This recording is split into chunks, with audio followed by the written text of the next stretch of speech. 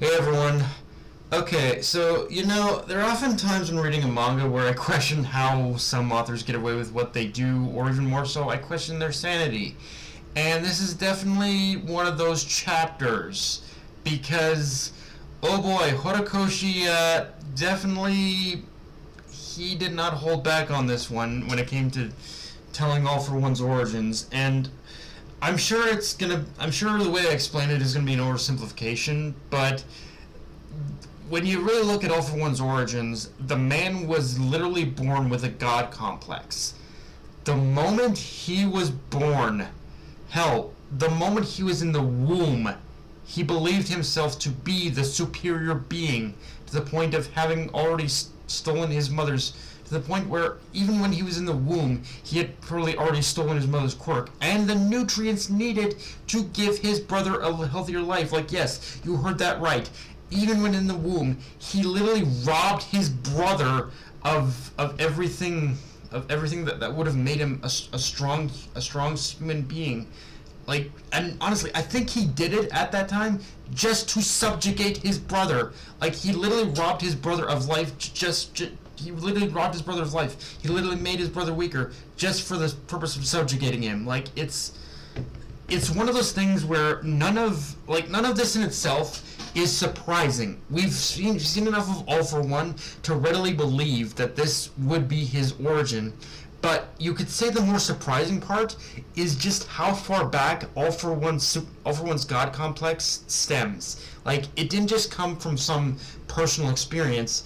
Like, just from the moment he was self-aware, his mind was ingrained with that belief that he was a superior being above all others, and that everyone and everything should just bow down to him.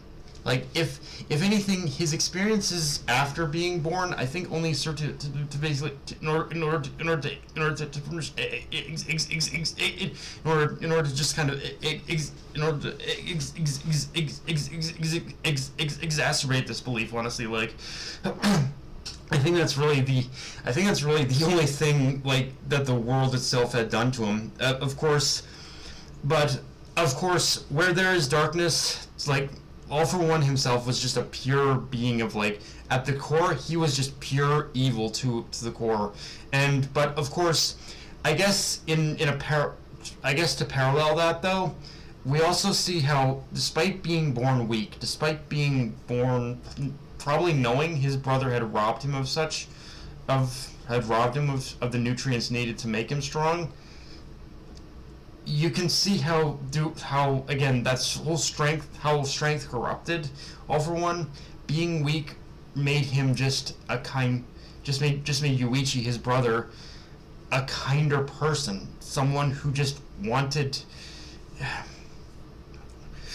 how it made Yuichi into this person how, despite from birth being the weaker, and he always felt this inherent need to oppose his brother, and the need to oppose his brother didn't even necessarily come from the idea of, like, because he wanted to not stopping him necessarily to kill him. He just wanted to stop his brother's rampage. He wanted to see a loving side to his brother, or just wanted to believe that there was some spark of kindness in his brother, but there just wasn't any. It was a dark, deep pit of darkness, evil, and despair. And just someone, All for One is someone who craves feeding off of that shit. Like, if anything, I think Yuichi was the only one who inherited that spark of kindness, while his brother was just a black hole of evil birthed from this belief. But that he is a superior being, and if I'm understanding the context correctly, a lot of this was only made worse by the fact that All for One had stolen the quirk from the hero who, if I'm understanding correctly, was the Golden Baby. And honestly, if I did have one major problem with this chapter, right out of the gate, is that because of the chapter's length, it felt like we were kind of left to kind of piece certain things together ourselves, that needed a little bit more connective tissue. Like, just a couple just a couple more chapters to kind of seeing maybe All for One directly fight the person who was the Golden Baby or something like that. I think would have been nice to see.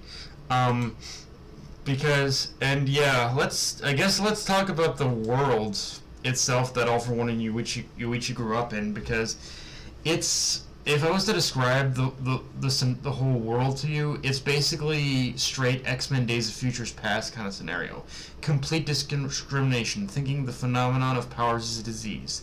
That belief in singular belief in human supremacy. It's one of those things where you do kind of see where All for One's journey into believing the superiority of quirks and the start of his crusade had begun. Like, it's all from that belief of it's all from just him being able to feed off that anger, that rage of humankind, humankind. Like, it's the thing that gave him the ability to rise to power in the way he did.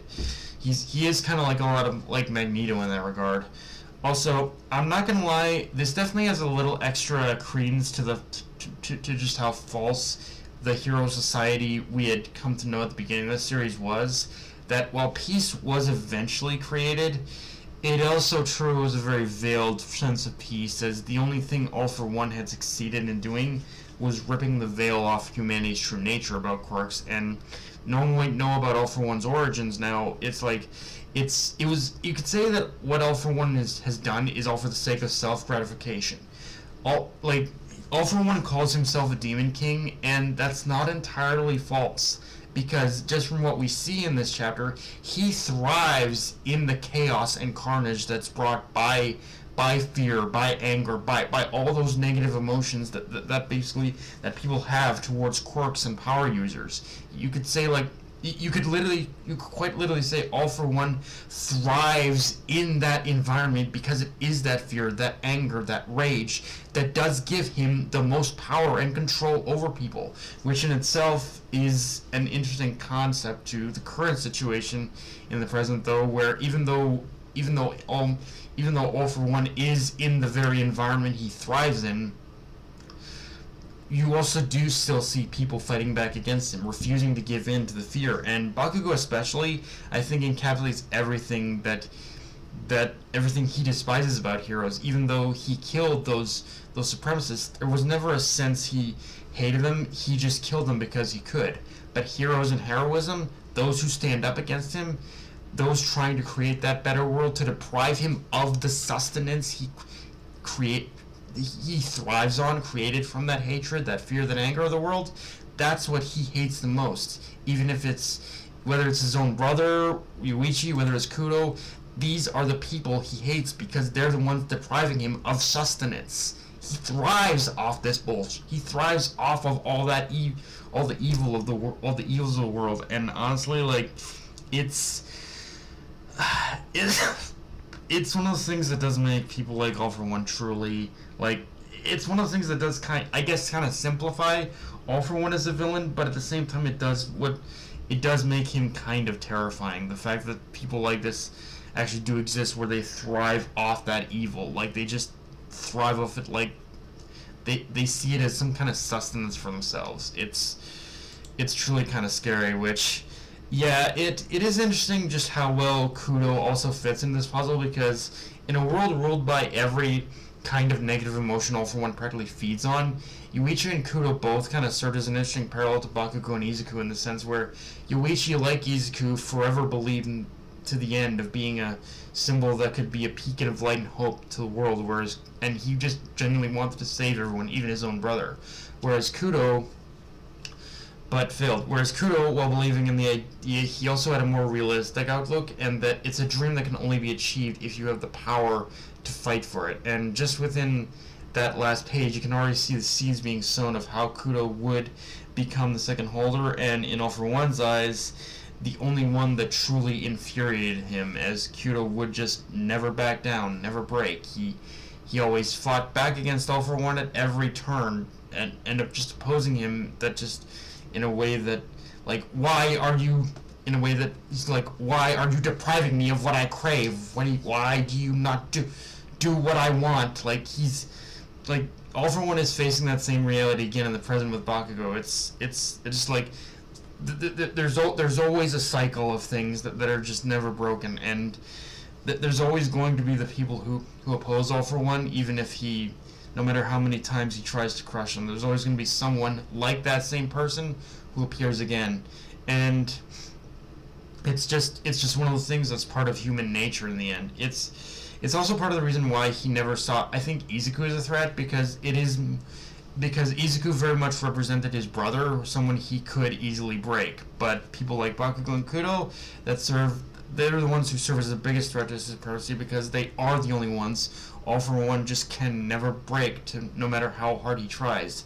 That they just won't submit unless he himself forces his will upon them, through whether it's through mind manipulation or some other quirk. But even then, who knows if even that works.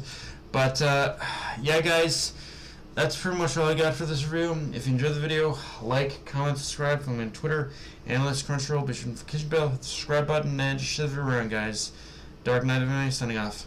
Later, everyone.